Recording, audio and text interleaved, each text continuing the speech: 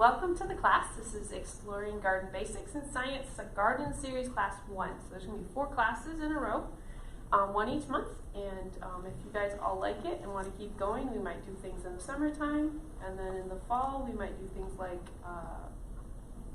preserving food, harvesting food, seed saving, all of those types of things. So that's the idea of what I want to do. My name is Shannon Koppel. And my last name is like a compost pile, so I always tell people, it's just say compost. That's what it sounds like. So, I am not a professional landscaper. I am not a professional anything. I don't have any degrees. I do have a certification in permaculture, but that's not technically a degree. But I felt like I needed to do the series because the Heavenly Father told me to. So I am doing it, and part of this is it's helping me as well. So Laura and I were talking about the fact that we need deadlines to get our butts in gear. So this is going to help me get my butt in gear. And doing it with people is always so much more fun, right? So my goal is to do a walk through the year of the garden, and we are starting out in the cold winter part with all the planting. And I'm going to start this class as just mainly basics.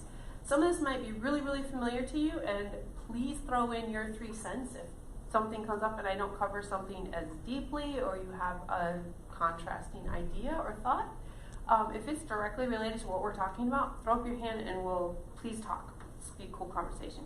If it brings up a question that's not directly related to what we're talking about in the moment, like write it down and then we'll come back to it later, because that way we get through all the things, and then we'll keep going. So your yard is your space. I hope everybody gets blessed with a yard.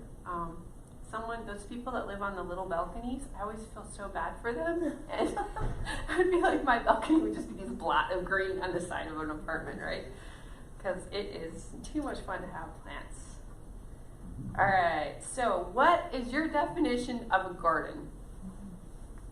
So if someone says garden, what's the picture that shows up in your head? There's no wrong answer. It's just your answer. Fruit and vegetable garden. Fruit and vegetable garden, yes. Okay? Space to grow. Space to grow. Timothy had a very emphatic answer for me earlier today. If it's not food, it's a waste of time. Pretty schmitty. It's just whatever is edible is what he's most interested in.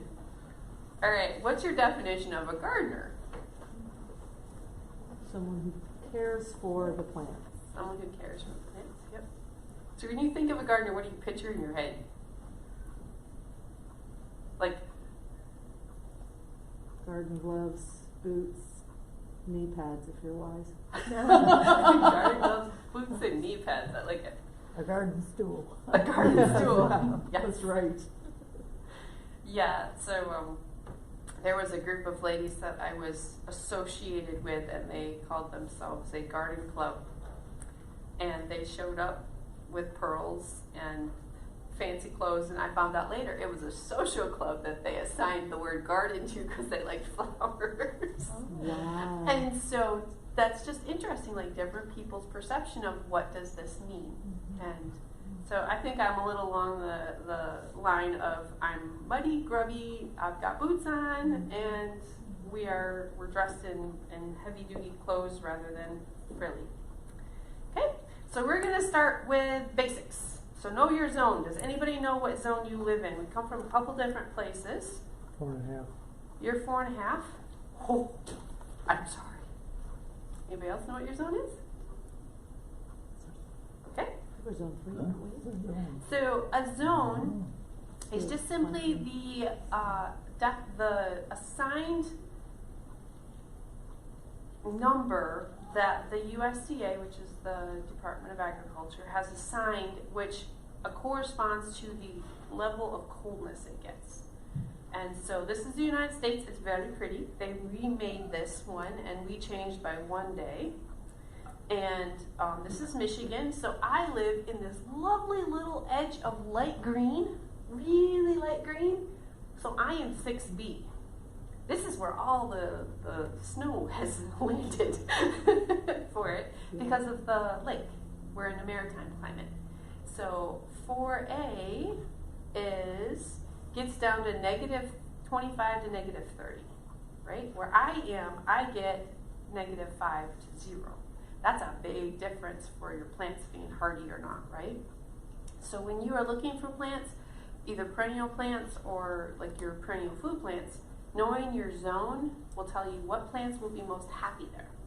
If you are trying to plant something and it's only hardy to zone 7, like say a gladiola bulb, if I plant it, ooh, I might get away with it in a microclimate, but if Mr. Gene plants it, it's toast, right? It's not going to survive winter.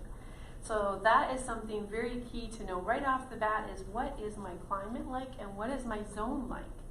And from there you can get a lot of information about what will grow and what will be happy there. So my frost is October 23 through April 29.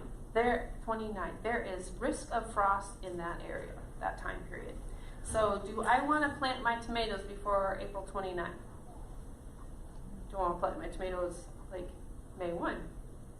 No, probably not, because my frost-free dates don't start until May 12. So knowing this information will help you decide when to put stuff in the ground and when it's sketchy to put stuff in the ground, or when you may be able to put it in the ground, but you need to cover it or protect it or something like that. And then we also get into the ground temperature. If your ground's not warm enough, nothing's going to be happy, even if you technically don't have frost. So all of this tells me that I have about 177 days of frost-free dates. How long does let's see, what do we can pull up? What's a thing that needs a lot of dates? Eggplant. Some eggplants take 180 days to grow. What do I do? This is where you start early. This is where you cover. This is where you have all these different tricks in order to let you grow things that you wouldn't normally be able to grow just planting a seed in the ground. Okay? So all of this information, like you can just go online and just look up, look up plant hardiness zone for the United States, and then put in your zip code, and it'll tell you what your zone is, and then from there you can go and find more information about all your frost dates and things like that. Okay. All right, sun. Sun is important. Why is sun important? Photosynthesis, right? Yes. So if you want to grow anything with flowers, whether all your food plants have to have a flower because that's where your food comes from, all your plants that are pretty with flowers, everything needs at least 8 hours of sun on a general rule to make a nice, lovely flower. Some plants can survive in less light, but they're considered shade plants and they will say that. But most things want 8+ hours of sun. So full sun is considered 6+ hours. Part sun is 4 to 6 hours of afternoon sun, and part shade is 4 to 6 hours of morning sun. There's a big difference. So if you have part sun, that means you have more sunlight that's more intense in the afternoon. If you have part shade, that means all your sunlight is in the morning, and that's a different kind of sun. That's a much less intense, not as hot,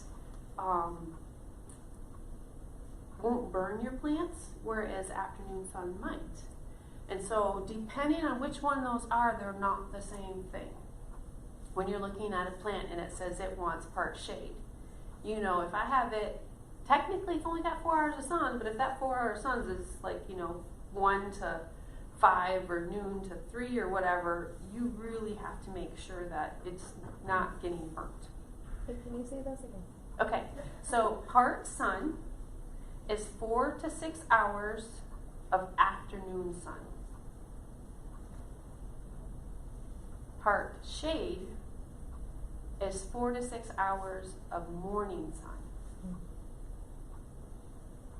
So the name kind of helps you a little bit. The part sun means there's more sun. The part shade means there's more shade in the intense part of the day.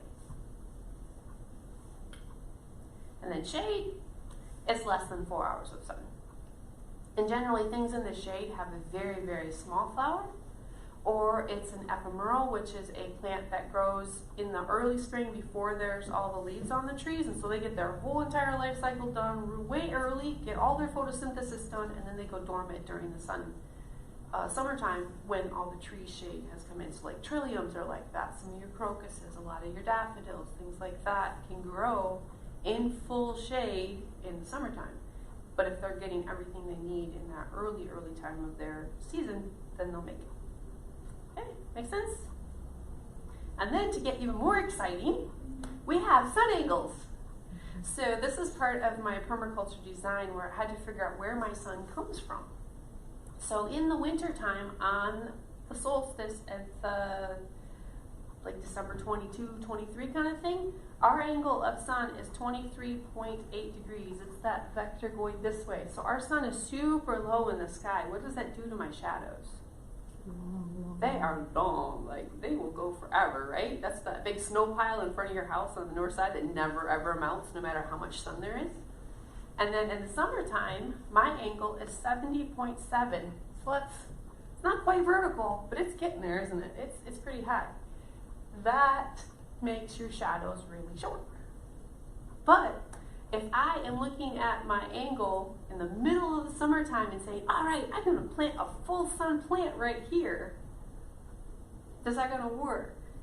Because that shadow is going to grow or shrink throughout the year. So you might actually have that foot square only be in sun for like 4 days or a week out of the year, depending on what it's next to and behind. And so that's a thing that you get to take into account as you're planning out your beds. Like, where is my sun during the year and how much will it actually reach? And do I need to make sure that I have plants that can handle getting that little bit of extra sun when the rest of the year they're in shade? Do I need to water them a little bit more in June, July to make up for the fact they're getting extra sun? And then the other one is the one that looks like the little angel. This is your sunrise set angles. And so in the summertime, my sun in the summer is like way over here, and the front of my house is in full sun towards the end of the evening because the sun starts over here. But in the wintertime, it's way back here. And so on the lake, it's easy to see. Like, you can say, hey, the sun's like rising or setting right by the lighthouse. And then in the summertime, it's way over there, and you don't get these cool sunsets with the lighthouse in it because you have to be in the right angle to get that. So those are all different, really interesting, fun things that you can learn about where you're at, or you could just go out and take a picture. Like one day in the summertime, close to the solstice, to go out and take a picture every day, every hour for a day, and just see, what does my sun look like? And so it's just a one-time thing you have to do, but it helps you really see where your sun is. What you thought might be all shade, you actually have some sun. What you thought you had a lot of sun, actually you don't. And it just helps you see where your sun is and what's going on with that. Okay? And then also, our sun, the quality of the amount of heat you get from the sun is also dependent on your climate. So I am along that little skinny green line along the west coast of Michigan. I'm considered maritime climate. That means I'm heavily influenced by the ginormous amount of water sitting right next to me. That water controls and affects the temperature that I get. So it's been known for people to be in the city of Holland and it's, 85 degrees and they're all dying. There's no breeze, they're just hot, and they're like, we're going to the lake. Well, by the time they get to the lake, it is 5 degrees cooler and there's a breeze and everyone's cold because they were expecting to be this like boiling hot, and because of that mass of water, it affects our air temperature and it cools it down drastically. If you've ever been on the lake at night, it's been really warm during the day and then it's just freezing. All of that water very much affects that. So if you are inland, how your seasons go is sometimes, so like spring for us is very, very slow because that lake takes a really long time to warm up. And that's why the west coast of Michigan, the west coast of Oregon, and Washington are amazing places to grow spring fruit tree things. So cherries, apples, peaches, apricots, plums, blueberries, all of those things that bloom real early in the spring that can be affected by frost because our spring is so slow, it slows down the blooming, and so it's less likely to get hit by frost and destroyed. Whereas when you're further inland, it's a really nice warm day, and the tree's like, sweet, it's 80 degrees, I'm going to start blooming. And then the next week it's 30. Because it has that really rocky temperature, it's much slower on that. On the flip side, we have great long falls. Like my ground doesn't freeze for a really long time. I can plant bulbs into December if I want to because my ground hasn't frozen because my lake is still 38 degrees. I think the lake was, before this big storm, I think it was still 38 degrees. And that's pretty warm. Because it takes a lot of energy to change water. Water is one of the really great heat sinks. So if you can put a lot of heat energy into water, it will hold its temperature for a long time. So soil, that's also important. That is the soil that I live on. It is called a sand dune. That's what I'm working with. So my entire yard, underneath of whatever topsoil got brought in, is that. And it's great to dig in. Man, I can dig a hole for days. It's great.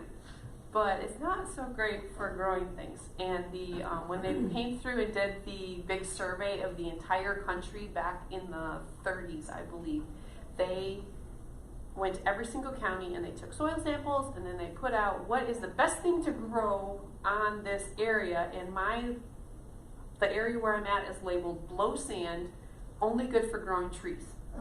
And so they came in and they planted acres and acres of all those pine trees in those straight lines. Just monoculture pine trees. Here we go. And now they're having to cut them all down because when you have anything in monoculture, it's very susceptible to everything. This is the soil in my raised beds. This is soil that we have worked very hard to add humus to. We've brought it in. There's compost in there. I try very hard to keep it covered. This is precious. And so this is what I'm working with soil. So where do you guys fall in that scale of nothing sand to something a little darker? Clay. You have clay. I have no idea what to do with clay. So you will be our expert on clay. Anybody else know? Some of you are on sand like me. We have sand and some mixture of like the river bottom. Ooh. So river bottom is beautiful loam. It's real dark, got a lot of humus in it already. It's where they grow all of the celery and things like that in our area on the Grand River. There's like a long swath along the Grand River where it used to go and where it is now, where the floodplain is. It's amazing crop growing soil there. What do you have? Because it's 4 acres of all different, I'm the top of the hill, but we go down into a valley, so yeah, I'm clay. Plus some, in the horse field, we have a pond in the spring and Then it goes away. and And you're not sanding like me, so yes. We have some clay kind of further down. At Okay. the bottom, So you guys get the best of all the different things. So Heavy loam. play with all the things. How about heavy loam? You're on heavy loam? Oh, we're all jealous of you. Northern Indiana? Yeah. So you are in the prairie. You're in part of the prairie, edge of the prairie, right? Where all the grass and that kind of thing was? Well, there's What's all that? that. It's all farmland. So the prairies are amazing because they were built over thousands of years of all of the grasses and the animals roaming, and so they've created like 6 to 12 feet of amazing soil. We're losing it every year because it's blowing away, but there's some amazing, beautiful soil there. All right, so everything in the garden starts with the soil. We have this idea that if I fertilize the plant, it'll make my plant better. But in reality, if you make your soil live, it will make everything happy, and it'll make your food, anything you pull out of that, much happier too. So build up your soil, and what would you think would be good how to build up your soil? What would you? compost, manure, Yep. Anything that is living. Mulching. Mulching, yes.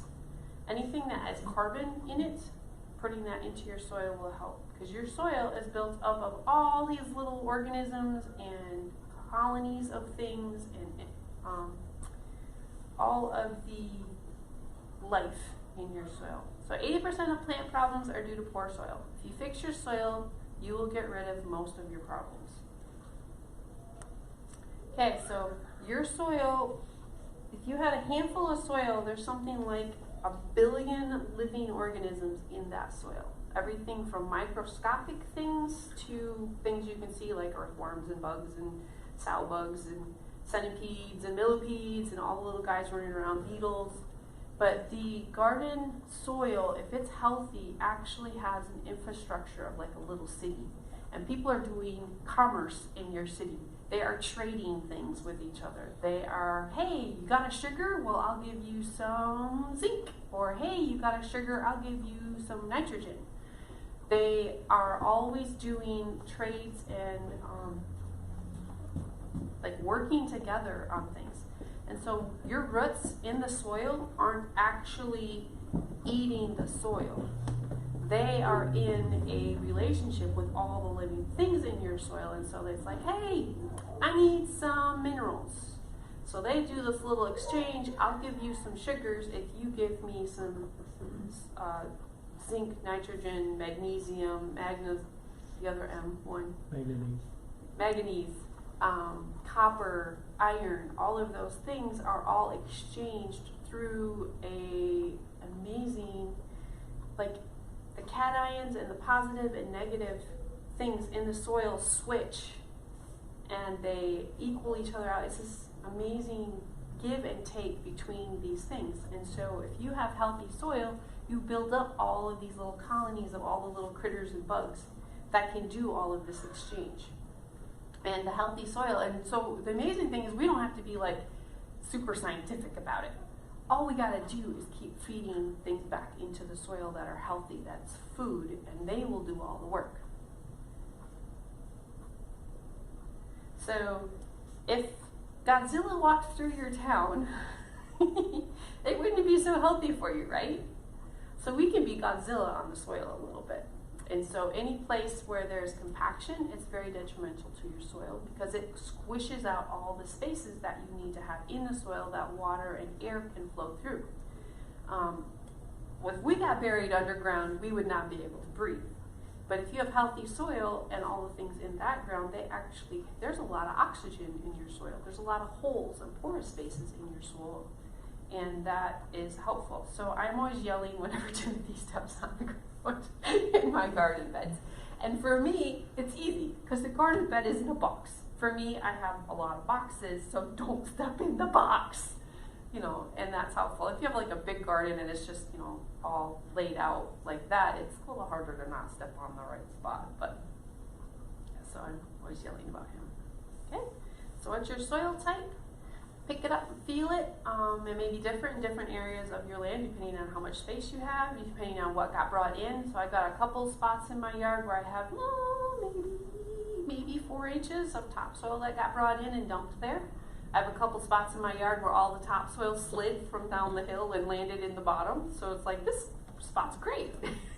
The hill down's not, but this is great. Dig a hole and fill it with water, see what happens. So poor Mr. Gene with his clay is going to have a little swimming pool. We had 14 inches of rain. You remember that humongous storm we had a few years back, like 2014, 13, something like there? We had 14 inches of rain in just like 36 hours. I did not have a single puddle in my yard. It just went right through. So for me, I can't keep water. For other people, they can't get rid of water. And so we have 2 very different plans in place of how to deal with water. Sand will drain super fast, loam is a little slower, but it'll hold on to it. Clay will take forever. If you want to do a fun test with your kids or just for yourself, take a scoop of soil, put it in a jar and fill it with water and then shake it really, really, really good and then let it set. And it will, all the levels of the different types of things in your soil will lay out and you can see what your soil is composed of. And you can do it in a couple of places in your yard too if you want. And it's a fun way to see like all the humus, leaves, sticks, that kind of stuff will float. And then you will have the sand is next, and then you'll have your loam, and then you'll have your clay, and because it goes by the weight and density of your thing. And it's kind of fun to see what's in your soil. So here you go. Clay is tiny, tiny. Silt is a little bigger, and sand is big. Sand is monstrous. It has all kinds of air spaces in there. Clay it's so small, it just compacts. That's why it turns into, they make ponds with clay lining, and it makes a great sealer. Okay. Any questions so far? You guys all good? You all know this already? I'm getting grins. Okay. Some of you do. All right, so adding soil. Know your sources. So if you are bringing in soil and you want to grow some rose bushes, knowing what your soil is in your soil will help you determine for your rose bushes which need a certain pH, which, but you're not eating your rose bushes. So, it may not be such a big deal. But if you're bringing in soil and you know you want to eat whatever you're growing out of that, it's going to be much more important to know your source of your soil. A few years ago, they were dredging Lake Makatawa, and they were selling that soil, that muck that they were pulling off the lake, and it looks amazing. It's black and everything. However, Lake Makatawa has been on the list of poisoned lakes needs to be fixed for decades. We've just now made it off in the last, I think, 12 years. We've made it off that list, so yay us. But where do you think all that contamination went?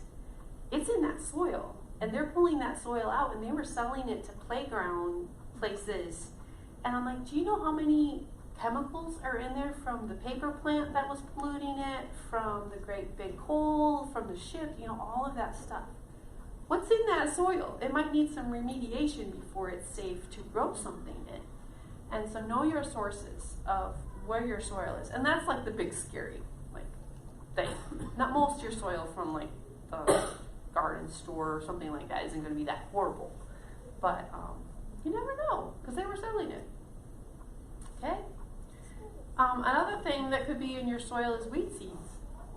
Like, you can bring in something into your yard unintentionally and just, it's horrible, I got, what did I get? I got Canadian thistle.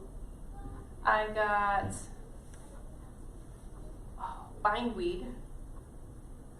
And there was another one another plant that I got, that was just, it was horrible. I could not get rid of it. It's really hard to get rid of because all those weed seeds came in and I put it everywhere. Not good. Canadian thistle is horrible when you're walking around barefoot in your yard and you step into that thing. Oh, it's a flat mat of leaves about that big, and there's thorns about 1/2 inch, and they are tough, and they will go through your flip-flops. It's awful. So try to purchase organic topsoil or compost from a reputable source. And so you can ask them questions, you can ask them where they get their stuff from. I have used, it was formerly Ivy Compost, it has changed now, but it's up on Fillmore, and they just take in yard waste and then turn it into compost. And generally that's been pretty good.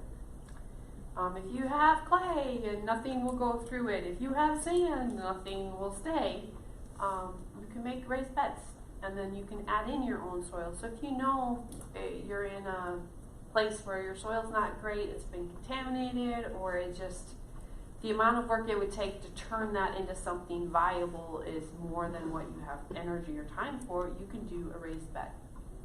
And if you make good soil on top, it will actually heal and fix the soil underneath of that bed as well, because your roots will go down, your little animals and gooby gobbies will go down and actually fix the neighborhood, which is pretty cool. So your goal is to have a good balance of soil, water, nutrients, and air for healthy plants. All of those things are mixed up in your soil. And you want to be able to have water go through, let water stay. Okay, so we talked about mulching.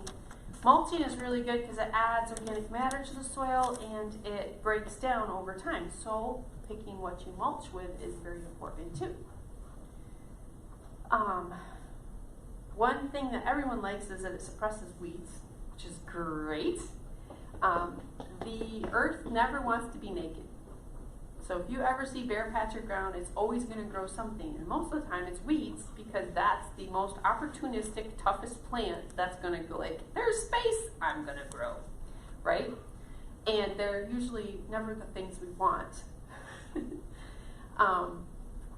So if we cover the ground with something intentional, we can then suppress those weed seeds because there isn't the light or there isn't the water that they need, and so they won't grow.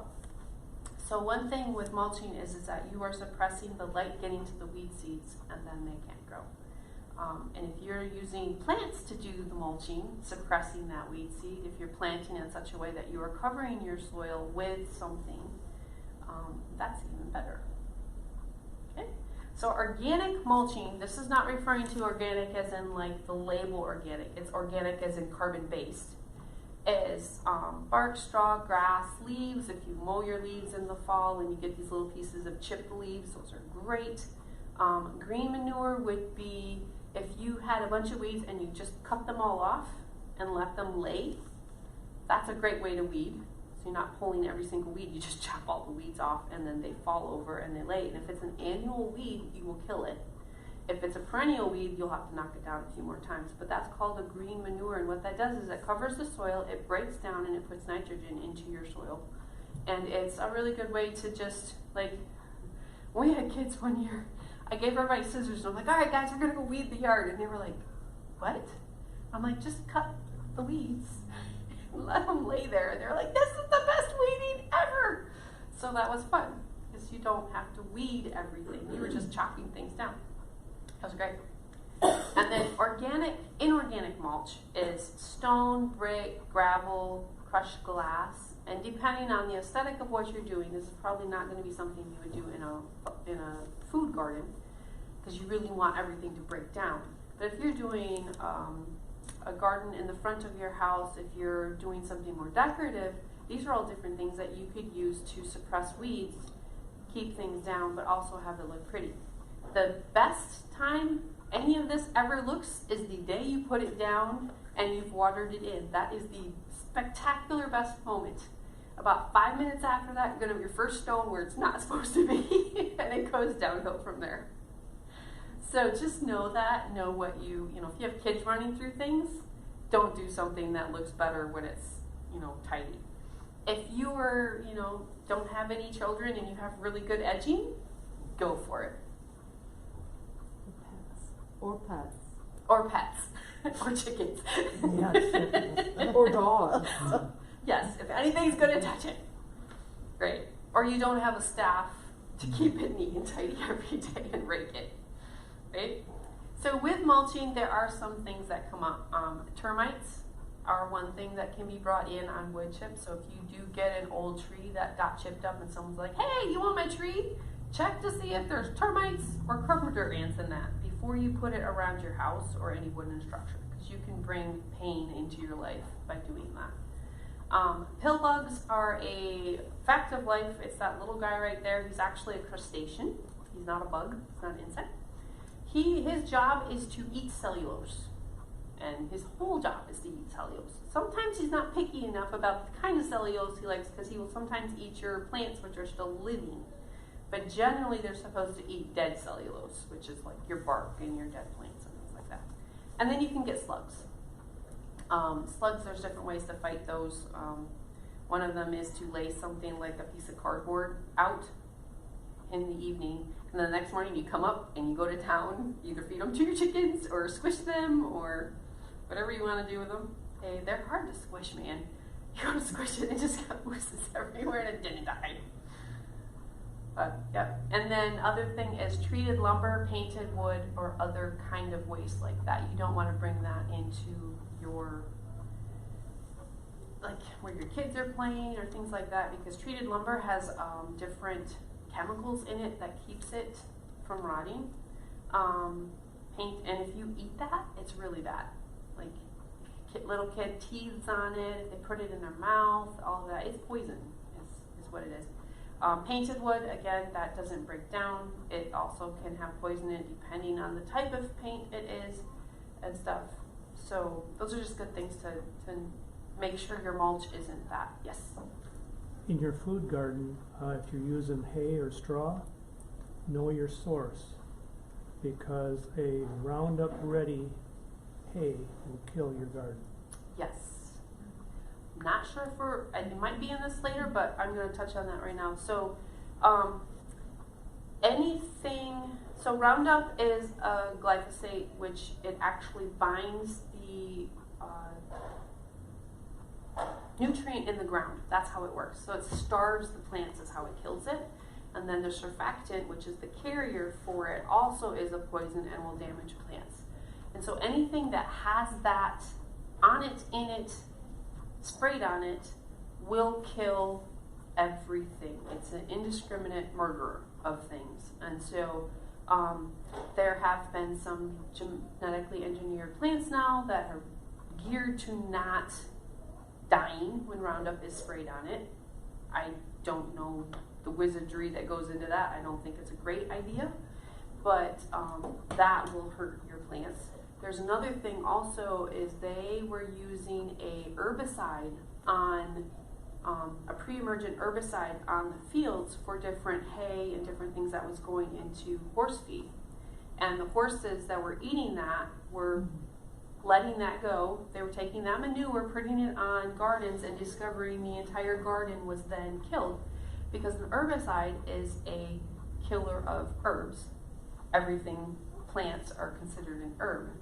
And so that also was detrimental. So thank you for bringing that up. So knowing where your stuff comes from is super important.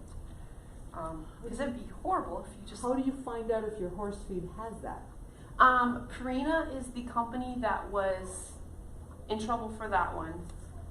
If you go and ask your company specifically about that, like you look at your feed, you look on the website, you look at see what their sources are, someone should be able to tell you that, because it was a big enough deal a few years ago that it is now on their radar. But anything that you have that's organic, anything labeled organic means that all of these sprays, it doesn't mean it doesn't have sprays on it. It just means that the sprays that are used are an organic base rather than a synthetic base. Synthetic doesn't break down, organic does. So pyrethrin is a organic OMRI approved spray. It's made from chrysanthemums, but it breaks down. It doesn't exist and stay in the system. And so it breaks down in this amount of time, so that way if you were to use that down the road, you're not going to be killing all of the insects in the area, because that would have broken down already. So when you're dealing with a synthetic spray, it doesn't break down and it continues to affect the environment that it's in.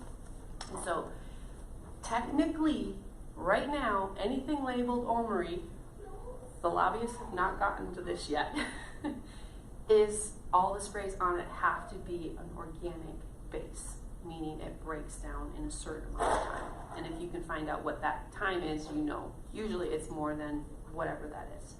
So that's another reason for feeding your animals things if you want to use their byproduct as something that you keep in the system. You don't want the field to die. Yeah. I know. I'm just like, why are we shooting ourselves in the feet? Yeah, so those are all really good ideas for that. Anything else on soil? Any questions? Any thoughts? Okay. You guys all getting overwhelmed yet, or are you all good? All right, so water. We have lots of water here, right? Like, we have all of Lake Michigan, we have an amazing amount of fresh water, but it's still a very, very precious resource. They keep talking about sending pipelines into Lake Michigan and draining it and sending it other places, because water is so important, and we have this amazing blessing of water. We have groundwater 11 feet below my backyard. So I have a ranch that looks like a 1-story on the front, and on the back it's a 2-story because we live on the side of a sand dune. Well, 11 feet down, we hit water with a little dink, dink, dink while we pound it in. And so we have water, like, water's easy. It rains a lot here, actually. We get a lot of snow. We have about 72 inches of snow on average, and we got a lot of rain as well. I think we have more than 30 inches of rain a year, which is a lot of rain. And so we can be so wasteful of water sometimes just because it's everywhere. But it is a really precious resource, and you can save water on your watering bill as well. But by the time we get it in Holland, it's been treated. So was that good to put on your plants?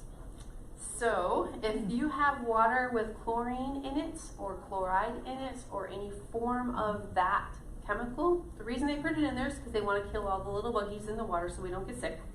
So, thank you.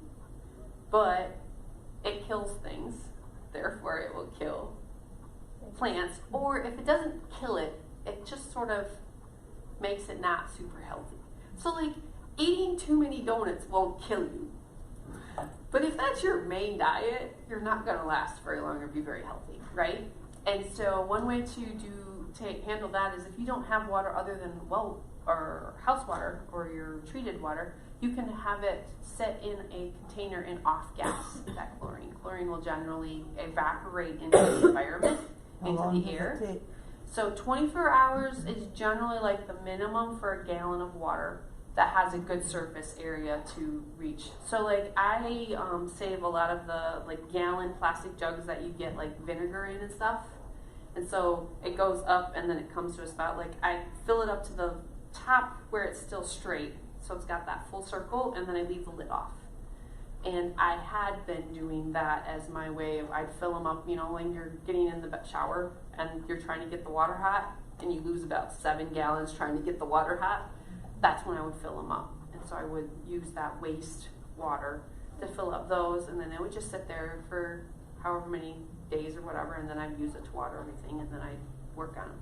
So it takes about 4 to 6 gallons to water everything in the wintertime in my house for houseplants. And so summertime, a bit more, because I've got all my baby plants and stuff like that. So there's different things you can do to offset that. Distilled water isn't necessarily better because that has everything taken out of it. And so you may have to add in like your fertilizer, nutrient, or worm juice, or whatever you want to do to add back into your water for that. But if your plant is thirsty and dying, water it with whatever you have just to get it water, right? So never don't water something because the water's not perfect. But if you have a plan or you are working towards that, there's different things you can do with that. So that's a really good question. So 3%, only 3% of the world's Earth's water is fresh water. Only 3%. If you think about how much of the surface of the planet is covered by water, only 3% of that's actually drinkable. And it's found in glaciers, underground, in rivers, and in lakes. So just a few places, and we have a lot of that 3% in our area right here. And the average person uses over 80 gallons of water a day. Doesn't that just feel insane? 80 gallons of water a day. So this includes bathing, this includes the toilet, this includes washing your hands, this includes, cooking, this includes, like just you existing, water gets used around you. So 80 gallons of water per day. That's a lot. Okay, let's see. So watering efficiently. So in my house, I water all my house plants, and I will water them in such a way that I'm on a hey, that plant needs water schedule. Some of my plants are every single week. Like all my air plants get soaked every week. All my orchids are supposed to get water every week. But like some of my plants, I'm like, okay, those ferns need water 2 or 3 times a week sometimes because your house is really dry in the wintertime because furnaces are dry. Other plants like my succulents are like, yeah, we don't need water this week. We can wait a week. But when I will water until the water comes out the bottom, and then I will let that little dish fill up just enough, and then it'll soak back up into the plant. And that's one way I water. Some of my other plants, like they don't want to sit in water at all. And so then I'm a little more, don't put quite as much water in there. Some of my other plants, I have them in a pot that has no holes in the bottom. It's a pot inside of a pot. It's called a catch pot. I just fill that sucker up. They just sit in water. But they're water plants. They're happy that way. They're happier to be wet all the time. And so watering efficiently depends on what it is you're watering, how much water they need, and when they need water. So if you just water everything the same, things might live, but you may be wasting water in this case. You may not be giving them enough water in this other case. So it just depends on what it is, and then also efficiently for you. You know, we had a hand pump for a while. We put that little well in, and I was watering by hand my garden. It took me 6 hours every 2 days. I had some massive muscles, man. That was great. That part was fun. But 6 hours that's not efficient. That's not sustainable. I didn't have a job outside of the house then, but that wasn't going to keep going, right? Like, we can't do that. And so we got a drip irrigation system. And so that way we turn on the water and it waters everything, and then I turn off the water and we're done. It's wonderful.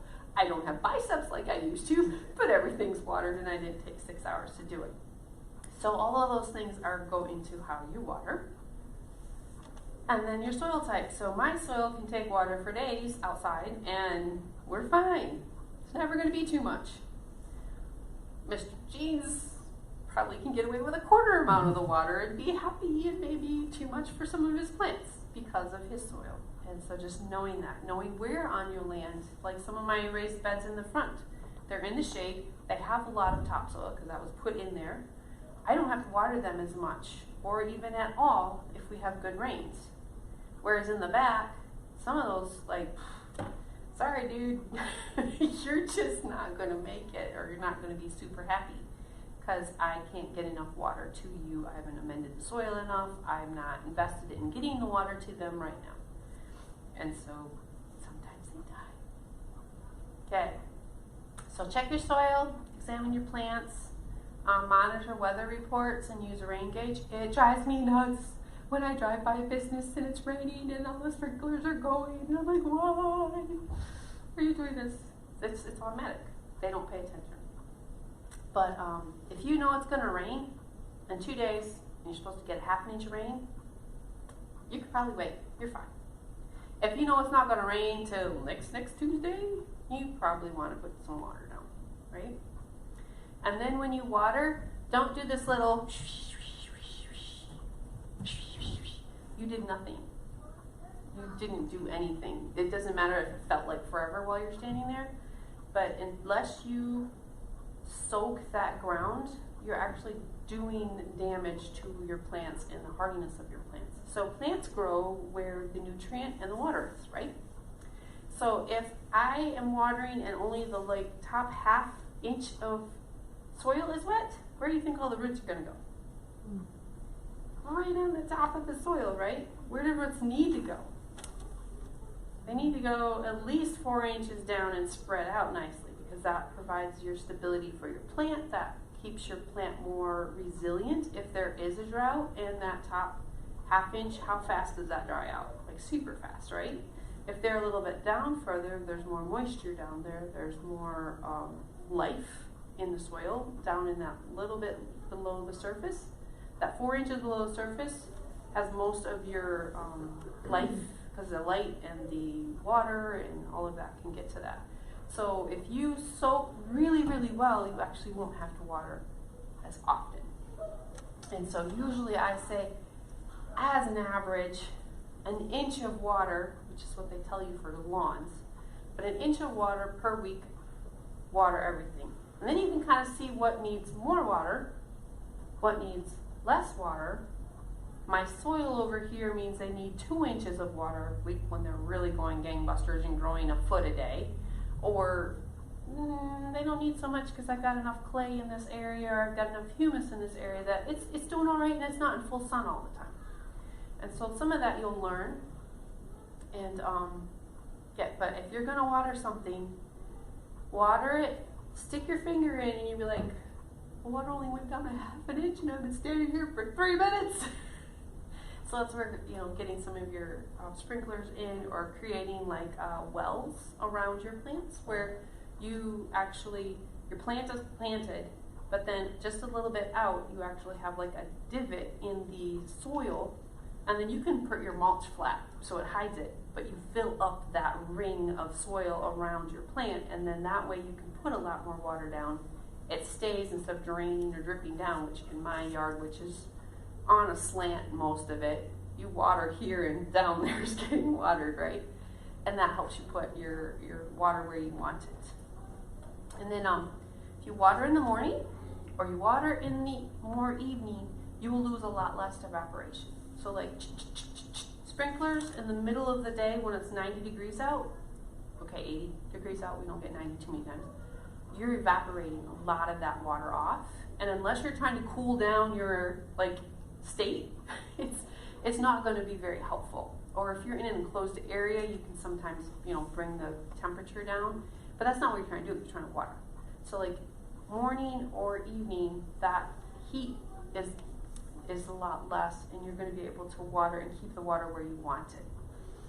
And then if it's windy and you're trying to water, you don't want to do a sprinkler because your neighbor's going to get all your water.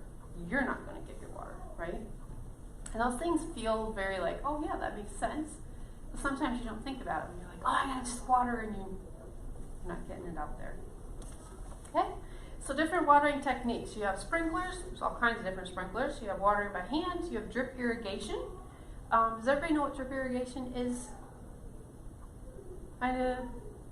So drip irrigation is a series of tubes that bring water from a main place out into the garden area. And so you can have different emitters, which lets the water out. So you can have like a dribble one where every 6 inches water comes out, or you could have one that has a little spray and it like sprays out like a tiny sprinkler.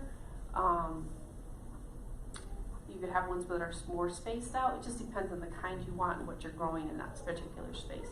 My husband put our garden into a CAD program and designed all of it's amazing.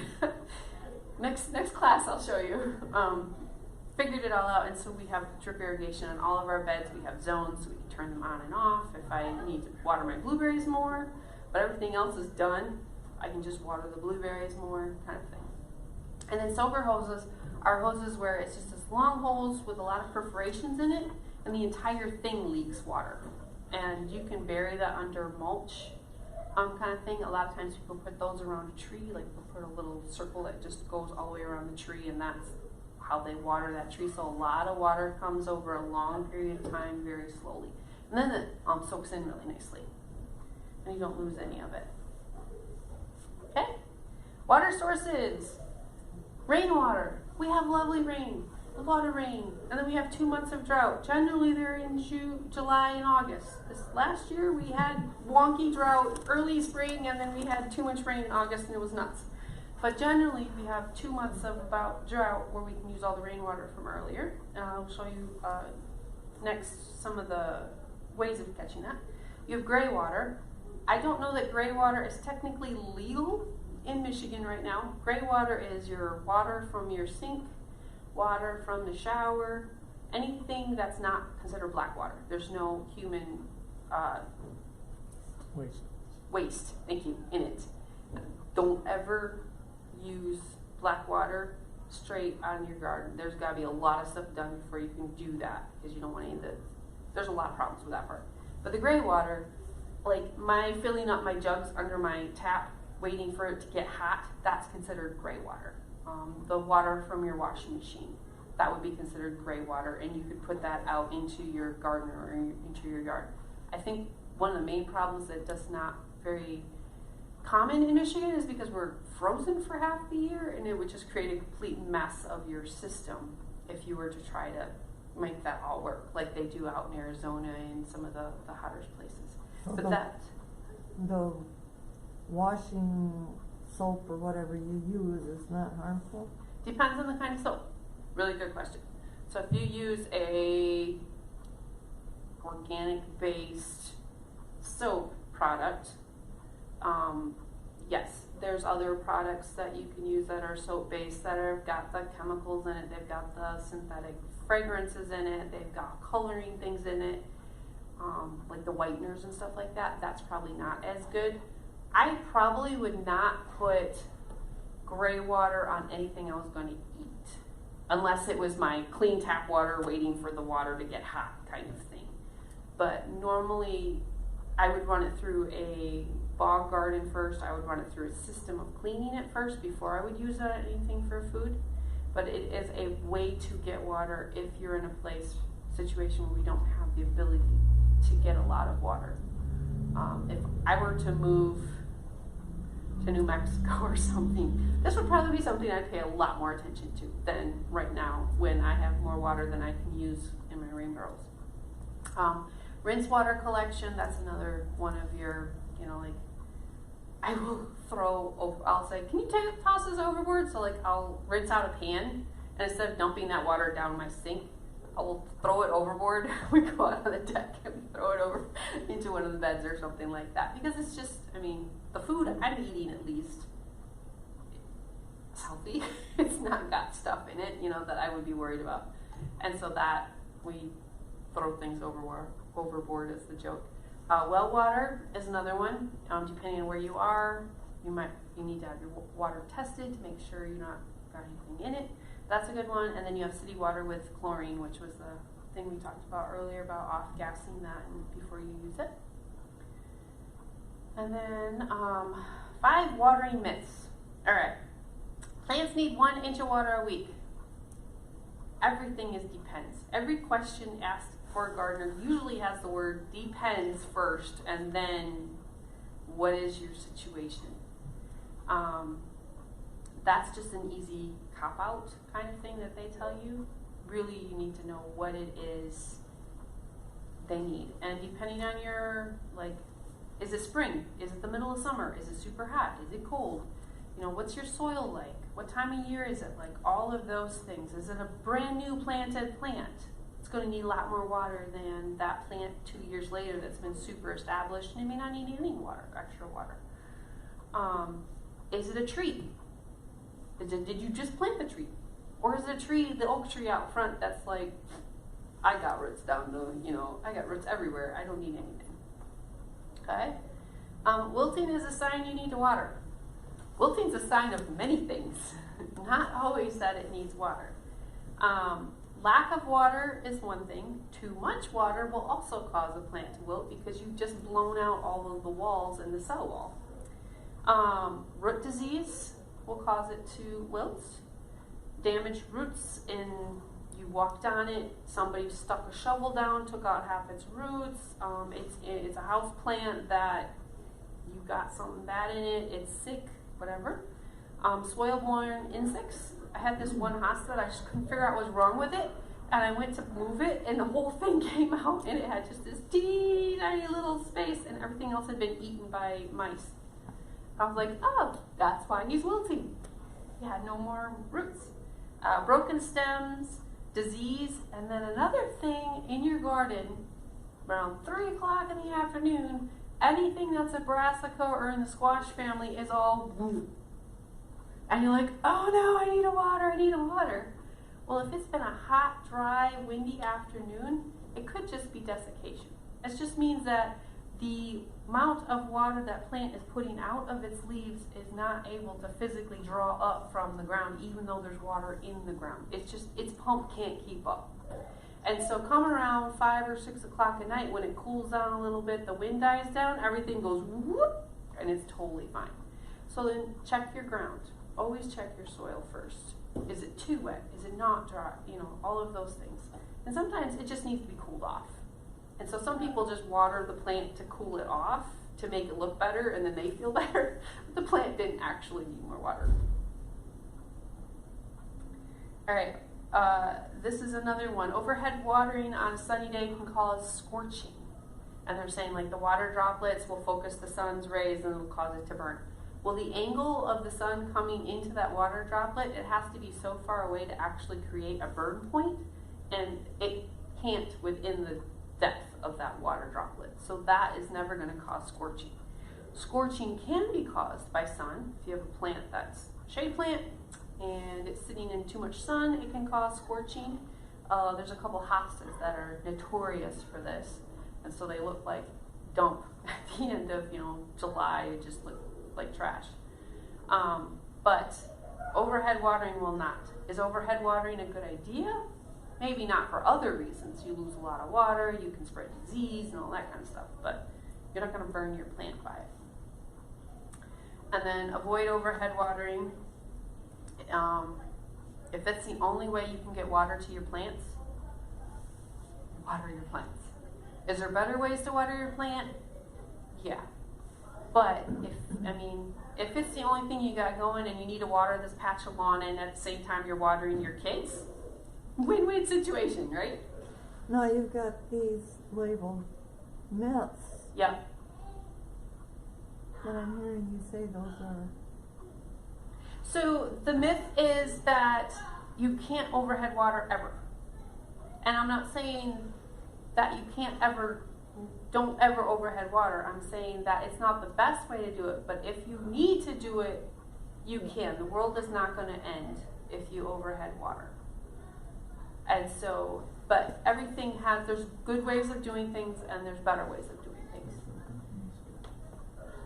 So if you need to overhead water to save a plant's life, he said it when it comes from the sky, that's overhead watering. It is. Yes, That's it a is. good one. And so that's why, to say you can never overhead water, God does it all the time. So,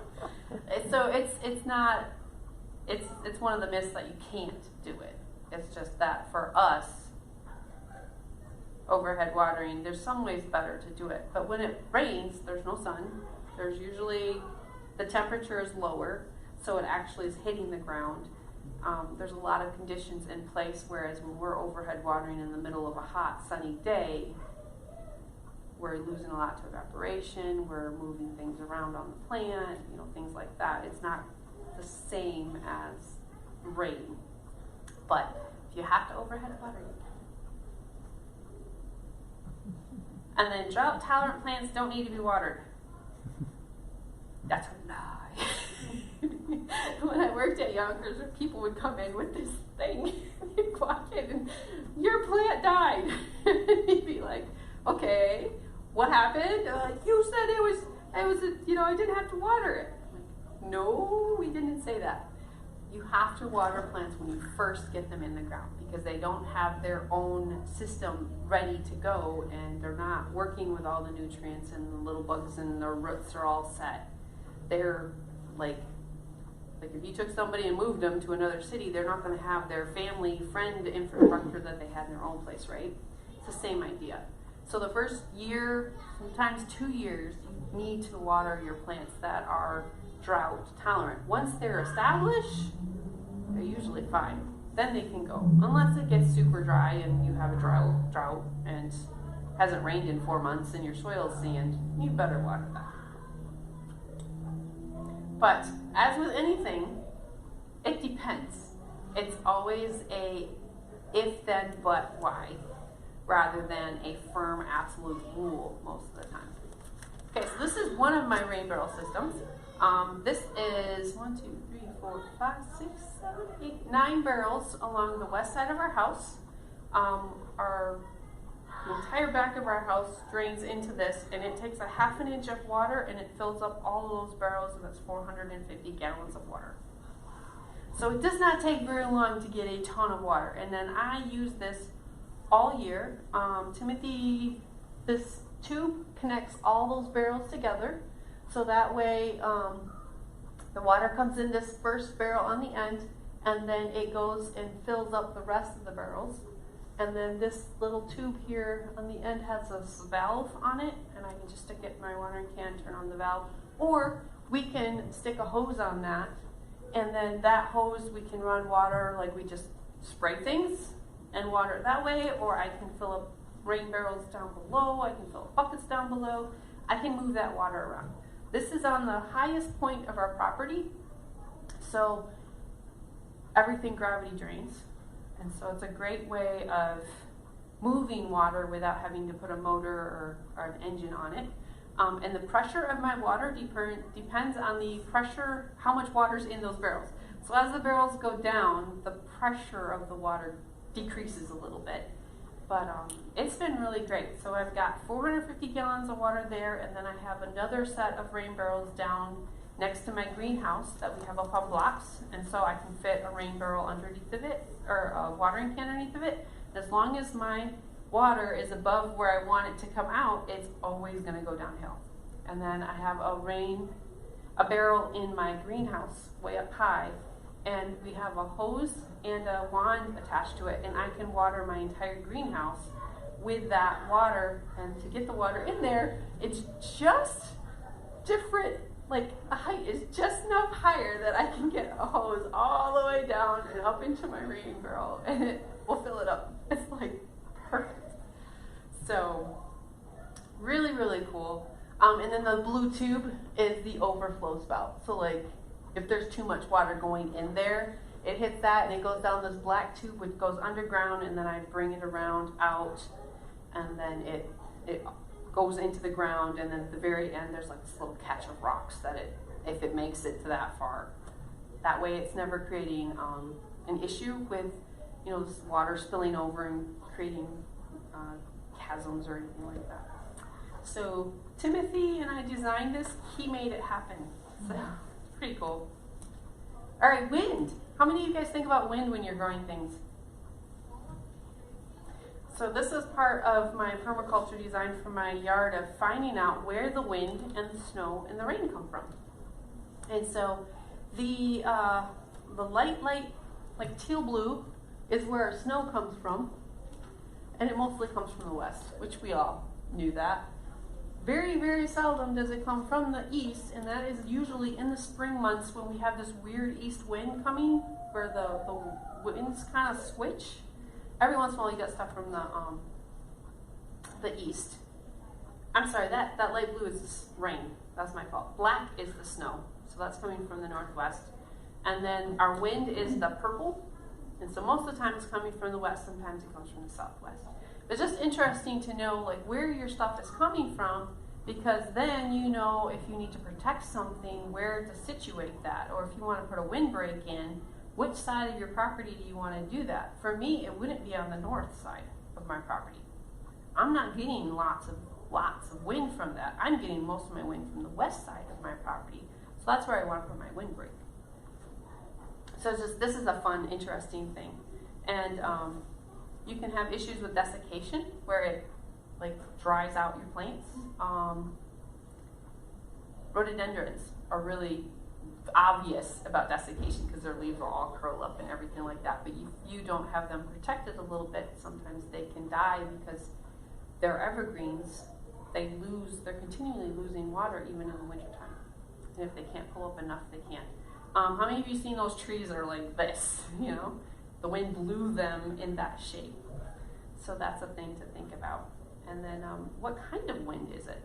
Is it a cold wind? Is it a wet wind? Like the wind coming from off the lake, sometimes that's really cold and wet. I very rarely have a really hot, searing, dry wind because it's always coming from off the lake most of the time. I'm not having to deal with that hot, dry, blistering wind, but there's other places where people do have that. And so they know if the wind's coming from the east, it's going to be really hot and really dry. Do I have to account for that? Does it affect things? Okay. Know your plants. So this is a thing that you can learn, right? It's not an automatic. There's books. I love books because you can go in the book and go, oh, that's what that plant is. You can know about it. And I am a very firm believer that there is no such thing as a black thumb. Nobody has a black thumb. There's 3 reasons why people think this, and once I ask people, usually they fall into one of these 3 categories, which confirms the fact that nobody has the black thumb. Number 1, ignorance. If you don't know how to take care of something, how are you going to keep it alive? Right? Is ignorance your fault? No. In the beginning, we were all born with a blank brain. We had to learn everything, right? Now, if you remain ignorant, is that your fault? Yes. So the solution to this is if you don't know how to care for it, go find out. Ask somebody, look it up, read a book. There's lots of ways to find out how to take care of something. And then you get to practice, because I guarantee you will probably kill something, and it's okay. You just learn from it. What What can I learn from this mistake? Or what can I learn? Was it my fault? Sometimes things dying is not your fault at all. You just happen to be the one holding the plant when it died, kind of thing, because of things that happened to it before you bought it at the store. Or on the way home, it got too cold in the back of the car. Or there's all sorts of things of why it died. If you learn about why, then you won't be ignorant anymore. Another thing, priorities. Do you have too many little people to keep alive that you can't pay attention to the plant in the corner that is not yelling at you to water it? Is your priorities at this point where you just don't have time or energy or capacity to keep something that's not yelling at you alive? And I tell a lot of, like young people who have a lot on their plate and they're just like, I should be keeping the plant alive. And I'm like, do you want to keep the plant alive? Do you have the ability to keep the plant alive? Is this something important to you right now to keep the plant alive? And if they say, well, no, I'm like, they don't. Maybe when you have more time or further down the road, or when your kids get into school, or when things in your life change, your priorities will change. You will then be able to have the energy to keep something alive. But if you're not in that spot, silk plants and fake plants are perfect. And then there's the person who just has no absolute desire to have a plant, but they feel shame if they don't. Somebody gave them a plant. They're like, I don't want the plant, but I have the plant. I have to keep the plant alive. You could care less about the plant, but you just feel obligated. In that case, silk plants and fake plants are your friends. You don't have to have a plant. You don't have to keep the plant alive. If it's not your interest, then it's not your interest. That's fine. So those are the 3 reasons why people think they have black thumbs, in my opinion. Where the idea of a green thumb actually came from is from England, when the rich people had gardeners, and you had some dude puttering around out in the back, 80, keeping everything alive and beautiful, right? There's a whole team of people. They all had green thumbs because they were in the plants pinching leaves, they were doing things, their hands had the chlorophyll and stuff on them, and so that was, oh, he's a green thumb because he's in the plants, he's growing the plants, they're working with the plants, and so it actually showed up on their body as a green thumb. And so if you aren't practicing or engaging in it, your thumb isn't going to be as green because you just won't have the experience and knowledge, right? Also to say though, so I've probably killed as many plants as all y'all in this room. There might be a few of you who killed more than me because you've either grown just as many or are a little older than me, but you kill a lot of things when you're learning and growing, and that's okay.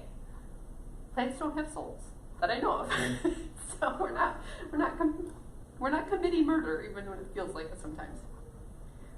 Timothy is my plant murderer. He's the one that cheerfully takes the plant out and dumps it in the compost pile for me.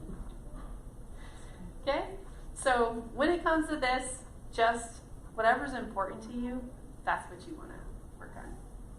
Alright, so I gotta keep moving. Plants, these are your different categories of plants, right? So an annual lives its entire life cycle in one growing season. And depending on where you live, that growing season can be different lengths of time. But generally, it goes from seed to creating seed and dying in one season. Okay? What's some things that are annuals? Sunflowers. Sunflowers are annuals. Yes!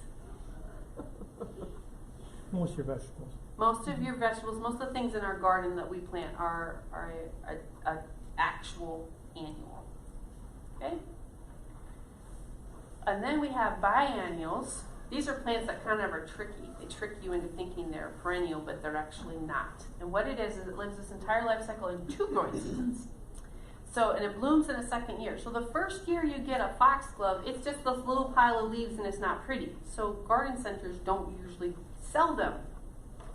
They sell you this gorgeous plant that has like all the flowers on it, this guy on this side, foxglove. And the people go home and plant this, and then the next year they're like sad because it didn't come back.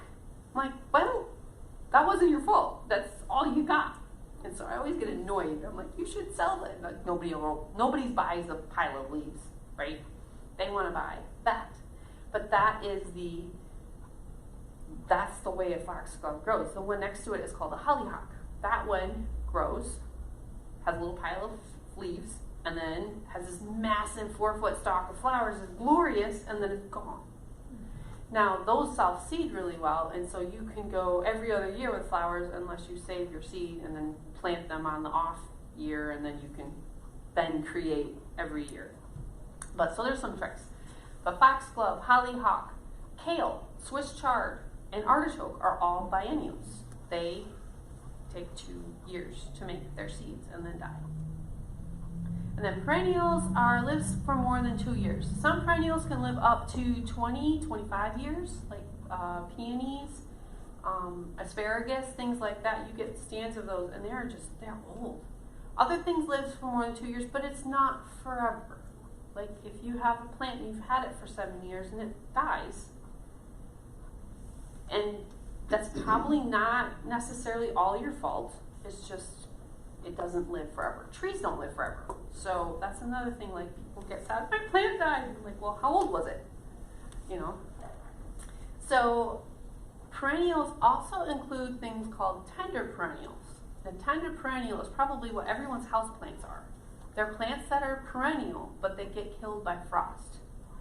And so we have a lot of plants that we plant in our flower boxes in the spring, and they're actually tender perennials, like coleus. I went down to Costa Rica, and I was looking at this plant. I'm like, I know this plant. It was a tree. It was like 5 feet tall, had a woody stem. It was a coleus. That's what coleus looks like after it's been alive for a really long time. The coleus I'm familiar with is this big, and it's in your pot, and then it dies unless you take cuttings of it. But it was just a really cool, like seeing something that actually lived that long. And then a shrub is a woody perennial. Usually has several main stems and doesn't get tremendously huge. There's a few plants that we don't know if it's a shrub, we don't know if it's a small tree, it's kind of in the middle, but generally a shrub. This is an azalea that's in my front yard, and I absolutely love the little flowers on it. It's super pretty. Blueberries, goji berries, and elderberries are all shrubs that are edible food ones that you can plant in your yard as well. Okay, then your tree, basically a single-stemmed woody perennial. This is my apple tree in the front. It's a Jonathan apple. Good apples. Yummy. One thing with trees, how big does it get?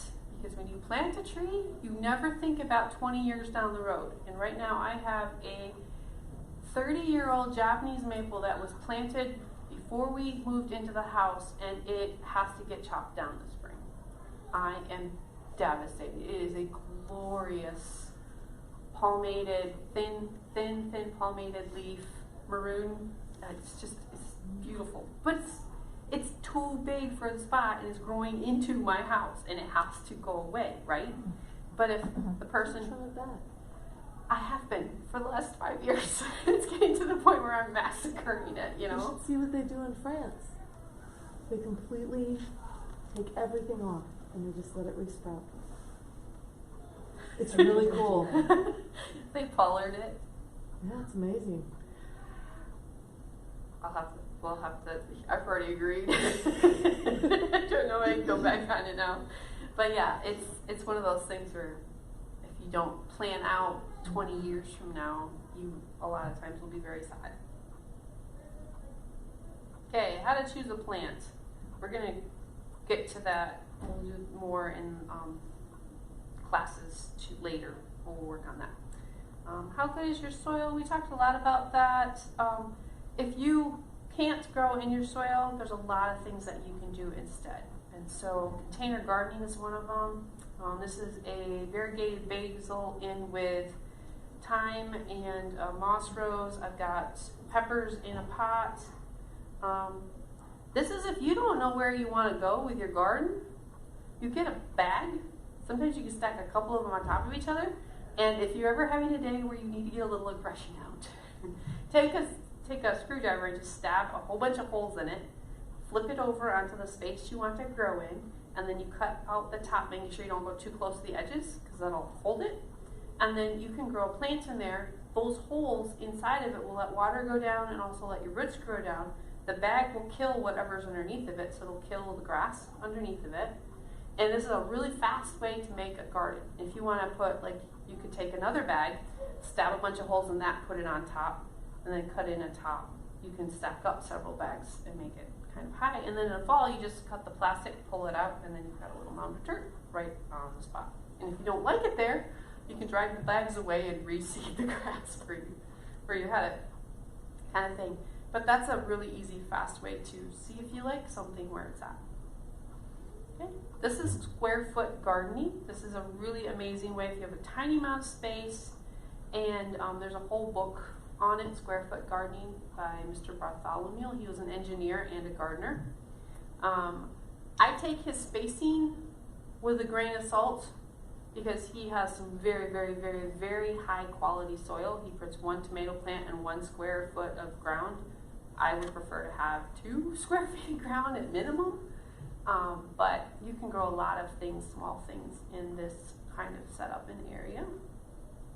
Then lasagna gardening, this is a way if you have time and you want to put in a garden bed, you use, this is leaves, newspaper or cardboard, manure, and good compost with leaves, and you're creating a compost pile in the place you want it to create your soil. And over a season, it will all break down. It will break down whatever's over it. So if you're starting on top of lawn, if you're starting on top of weeds, if you're starting on top of like really compacted soil, this is a way to create a garden bed in that space. And so lasagna gardening is, there's books on it, there's a lot of information on it. So if that's something you're interested in, you can look that up. And then these are some of my raised beds. We mulch in between the beds and stuff like that to help keep out weeds. This is a very old picture because all those blueberries are now like 5 feet tall. So, and then if you don't have a lot of space, go vertical. These are pole beans. I will never grow a bush bean again because to me, it's a lot of space. There's always spiders in there when you go to reach for it. Now, while I'm not afraid of spiders, I don't particularly enjoy them jumping on me, crawling on my arm. So I like the beans, and for Timothy and I, this gives a small amount of beans over a long period of time, and that's how I like it. If you want to grow bush beans and can a whole bunch of them, that's a better plant for that because you get a massive amount in a shorter amount of time. So what you want to grow and what you want to do with it is helpful. But this is pretty cool, and then you got purple beans that are about that long and super yummy, and you just walk around the garden eating them. And then the pests. Timothy's my hero, and he got this one. That's the home. This is a mole. They're insectivores. They eat all the insects, which means they're digging holes to find earthworms. They're not digging holes because they're trying to kill your plant. They just happen to go through your plant roots in the process of going after the earthworms. And if you have good soil, you'll have good earthworms. So they are an unintentional murderer of plants. They're not doing it on purpose. They grow pretty quick. Their lifespan is less than 2 years for most species. So if you can get them knocked down in your area, you're doing all right. These guys are evil. They eat your plants. They will eat your tree bark. I don't like them. But they eat all the things. They can breed any time of year, but this is disheartening. They mature in 35 to 40 days and can have 5 to 10 litters per year. They're just a plague. And they can have 3 to 6 per litter. But they only live a year, so they do everything in their life fast forward. But these guys we have a lot of trouble with. We use mouse traps for these guys, and we catch a lot of them that way. Maybe in some of the future classes, I'll have Timothy's super duper mouse and vole and shrew catcher traps that we use that have been very helpful. Okay, and then these are some of the other garden pests you can have. People, deer, dogs, turkeys, woodchucks, and groundhogs.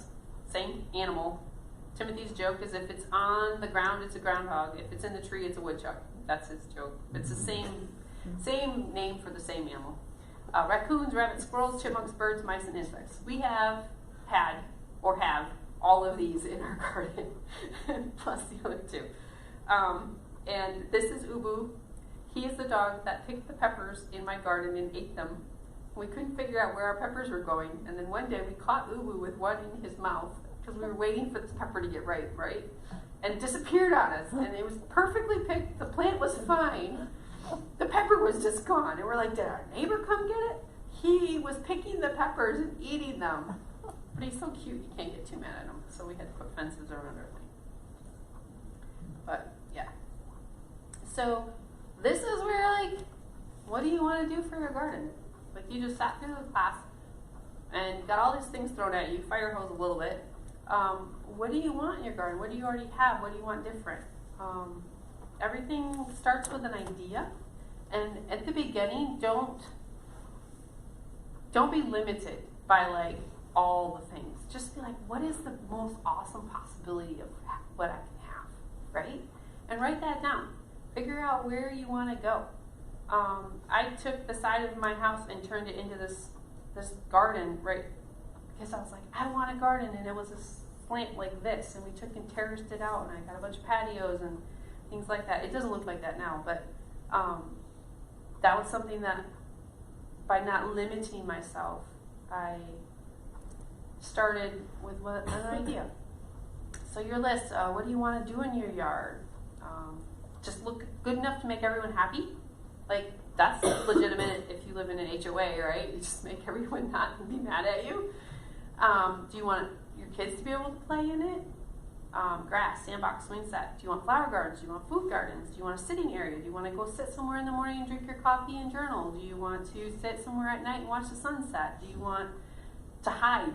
Like, what do you want? Do you need parking for vehicles? Because that's a legitimate thing sometimes you have to add into your garden. A water feature, create boundaries, keep people in or out, or dogs in or out, or shield a space from what you see. Place for pets to live, for chickens to live, for all your animals to be, for your children to be. Probably shouldn't put them in a cage, but views, hide bad ones, muffle sound if you live close to a road. Enhance good ones. There's a thing called borrowing the scenery and the way out. If you live in a place where it's really beautiful far away, you can actually make your yard work up so that you include that view in your space. And then, do you want lawn? Are lawns evil? No. If they have uses, you know, are they productive?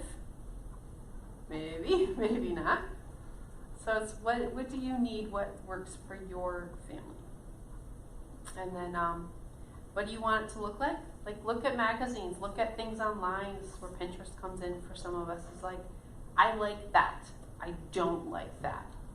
Why don't you like that? What specifically do you like about this? And you can start pulling out what it is you actually want. Like, for me, I want it to stay neat and tidy, but I know if I have a garden like a traditional garden where it's just these big rows, I will get overwhelmed and it just won't work for me. But if I have boxes, like, it's a box. I can keep it all nice and neat in that box, right? I can work on this box, and tomorrow I can work on this box. For me, mentally, that works better. So that's where I aim for. Somebody else might have a completely different thing that makes more sense to them. It's what do you want it to look like, and how does that work function best? What will make you happy? What do you think your family would enjoy? Because I can't have all the plants because Timothy has to live in my house too. He has to be happy, right? That's important.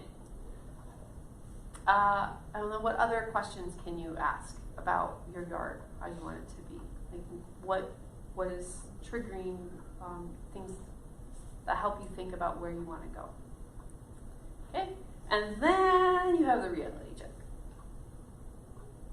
So most of us can't afford to have this huge, space you see in Martha Stewart, who has a team of gardeners and people that make her yard look like what it looks like, right? We can't. We're normal people.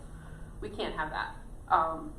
So what do we have that we can, what do you need? And so the first thing to think about is, what do you think is positive about your space? So if you have a vegetable garden already, or if you have a flower garden, or if you don't have anything but you want to add to it, what do you already like about your space? I like that I have 5 acres. That's great. I like that I have 20 feet. That's great. I like that I have a little sun. I really like this one tree in my yard. I think it's a really pretty tree. Or I like that my neighbors are right next door to me and we have a path between our houses. Or I like, whatever it is you like. What's positive about where you're already starting? And then what do you want to keep? And then what do you want to showcase? And sometimes if you start with the positive aspects of your thing instead of the negative, your whole attitude will be more like, yay, I'm excited about this. Look what's already good. Instead of starting out with what's horrible, what's bad, what don't I like, start with what you're grateful for and what you're happy for. And then you can keep going towards, okay, so this is really good, but what about this don't I like? I don't like the fact that this tree hits me in the face every time I walk down this path. Okay? I don't like that my yard gets messy in August because I don't have enough time to keep it up, right? I don't like that this place looks bare. I don't like that there's a path through the garden, the grass right here that I can't ever keep seated. I don't, all those things. What do you want to change? And then make a map. So this is something that just helps you understand what you're actually working with. Make a map of your yard. And this is just, I didn't have a map of my yard because I didn't have access to it at 2 in the morning when I was working on this. So it's on Timothy's computer. So this is a map of like my different garden beds and what I'm growing in them and like color coding things. So that's what I can get to. But like, where's the trees in your yard? Where's the house in your yard? Where's the driveway in your yard? Where's, all of those things. Make a map so you know what you're working with, what you're dealing with, and then that way you can move ahead and see it. And you don't have to make it like super, super, super to the nth inch. Just a general idea so you know what you're working with. And you can make it more specific later as you work on things and stuff like that. Sometimes it's kind of fun. Timothy and I he used to work as a land surveyor person. So like he had the stick and the measuring and the note. I mean, he had everything. We put it into AutoCAD. It was pretty cool. That was fun. But that's what I had available to me. If you just have, I think it's 10 feet from here to there, that works too. Okay? Put in all your trees and things that you already have. And then, alright, so then you gotta ask yourself, how much time do you have to invest in all of your plans? If you work a full-time job, you're a mom and you volunteer, how much time every day do you actually have to work in a garden or add another thing on your plate? If you know that you need to get most of your food from the garden because you've been laid off or your situation has changed or you're going to have an hour, 2 hours every day to throw at your garden, well then that changes what you can accomplish, right? So just how much time do you have on a weekly basis, daily basis, during the year, that kind of thing. So like Laura works in an industry where she is doing bikes. She owns a bike shop. And so everyone's come the very first halfway decent day of the year goes, I want to ride my bike. Oh, it's got 2 flat tires, Laura! And so they all bring their bikes in, right? And she's like, I want to go plant my garden. And she's working 60 hours a week in her bike shop. There's other people who are accountants. And come April, you can't talk to them, right? So what's your year look like? What can you do? What can you do in the evenings? Do you have evenings? Do you have weekends? Those kind of things. How much money do you have? How much can you source? How much can your husband do? How much can you do? Like, there are girls that can make their own garden beds. I'm not one of them. My husband's amazing. So, but there's people that can do their own work. There's people that have the ability to source it because they're working, but they can pay someone to do what they need done. All of those things all get put into that things. Can you find stuff secondhand? Can you find stuff on the side of the road? Can you do stuff on FreeCycle? Can you do stuff on, where can you source stuff? Not everything has to be brand new. Copying things is really cool because I see things and I'm like, ooh, how can we make this? And then you can, make things or engineer things too. If you're growing food, what will you and your family eat? Choose food that you're actually interested in eating, Like some people grow things and then their family's like, not touching that. It looks weird. I'm not going to eat it. And then you've done all this work and nobody appreciates it. Or, if you've never really enjoyed rutabaga, you've never had a rutabaga, you don't know what to do with rutabaga, and you made 15 rutabaga plants, like, you're just sort of shooting yourself in the foot. You're not really that's not going to be helpful. If you happen to like rutabaga, well then go for it. But that's one of the big things of making sure you have some enjoyment at the end of all the work, right? So what's the most important to you to change in your yard to make you happy? Like pick one thing and make that a goal or an idea of, you know, for a change that you can do. Because if you say, I need to change my entire yard, how likely is that? That's so overwhelming, right? Too crazy overwhelming. But if you pick one thing of what will make me the most happy to fix this year, doesn't mean it's the only thing. It just means it's the thing to start with. And then you work your way down the list from there. Then you might get some forward progress. You have an actual plan, things like that. And then create a plan. I am going way over, I'm so sorry. That's your map. Drop what you need, what you want, put layers on top of it, ask questions, and then schedule it, and then do it.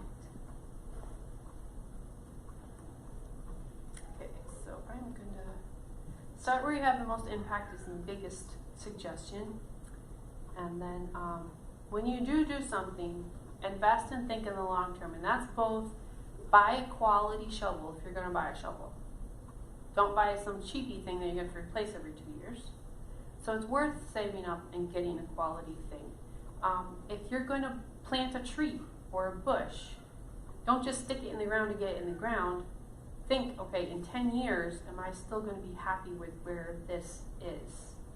You know, if I'm going to build a raised bed, can I move this raised bed if things change in 5 years? If I know this isn't its permanent home, but I really want to get something in the ground, can I move this?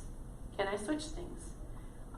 Those things are very important because your hardscape in your yard is difficult. It's not like paint. Like you can go and paint your house and change everything up, right? But if you move a wall, that's a little bit different. So this is where your hardscape comes in with this.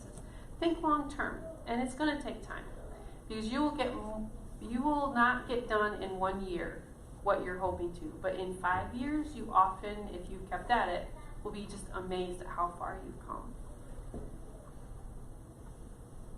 Okay, learn. There's so much information that's free. There's books at the library. There's classes you can take. There's YouTube channels. Some are better than others, but there's so many different ways to learn. If you don't know something, that's okay. But if you stay ignorant, that's on you. But not knowing something in the beginning, that's fixable. And oftentimes, if you see somebody's garden and you're like, that's amazing, the biggest compliment for a gardener is to get a door, like knock on the door and say, hi, your garden's amazing. Will you show me it? That's a huge compliment. And most of the time, a lot of people would love to show you their garden and talk to you and help you if they've got the time and you've not, caught them at a bad time. But some people not. But sometimes I've done that. I've just stopped by and like, you have an amazing garden. Can you tell me about that plant? Because I've never seen that before. How cool is that? And you get to know some pretty neat people that way. Okay, so encouragement for when you fail. Are you going to fail? Yes. Yeah. Are you going to kill something? Absolutely. Is that mean you're done? No. It just means you get a chance to go, okay, what went wrong? What good can come out of this? And how can we make it better? And so it's okay to start over. It's okay to throw a plant away. It's okay to throw a plant away, Shannon. It's okay to throw a plant away. I hate throwing away plants. But it's okay if it's not, if you have a house plant that's super scraggly and just ugly, and it's okay to throw it away and get a new one. That'll bring you more joy and so I just want to encourage you for that. Are you going to make mistakes and put things in the wrong spot? Yes. And that's all part of learning. And don't quit. And enjoy the process, because it's not just an end result. A garden is never, ever, ever, ever, ever going to be done. Once you put in a garden, is your garden done, Jean? Do you change it every year? Does that mean you did it wrong the year before? No. So it's always a process, and it's always going. And I hope that you find fun in the process of learning something, of seeing something, of the awe of creation. And it's amazing. You stick this teeny tiny thing in the ground, and it grows. How cool is that? So that's the part where I really hope that you find that joy. So next class is February 11th, and we're going to be planning your garden layout, crops, and planting schedule. So this is where we're going to get into some nitty gritty if you want to grow some plants. And you're either starting with a new garden or you are doing a garden and just wanting to get like the process of learning some things like companion planting, rotating your crops, how to put the most plants in a space the most efficiently. A lot of things like that are going to be things we're going over with just, like when do you start seeds? When do you start a plant? When do you put it in the ground? All of that information too. So I'm going to be sending out some papers that I use to help me go through my garden. What I did good last year, what do I want to change last year, what would I like to do differently? And I'll send those to you so you can kind of fill them out a little bit just to get you thinking. And then bring some paper or pencil or bring like an idea of what your garden looks like or what your yard looks like, and we'll sit down and we will work on some of this together. Like, okay, what does it look like? What do you want to do? What can happen? That kind of stuff. And then, thank you for listening to me. And I definitely had 60 slides and did not get through them fast enough. But is there any questions after I've just fire hosed all of you with information? You're all like. So I hope this is fun. I hope you'll join me for the next 3 of them. We're going to go through that, and then the following week I believe we're starting seeds, and the following week after that we are talking about scheduling and how to actually like plan out when to go in the garden, how to do all of that kind of stuff. What do you do? Seed starting is always fun because I bring seeds, or we'll do seed exchange and plants and things like that. So those are things. Thank you so much for coming. Thank you for being here, and have a blessed week.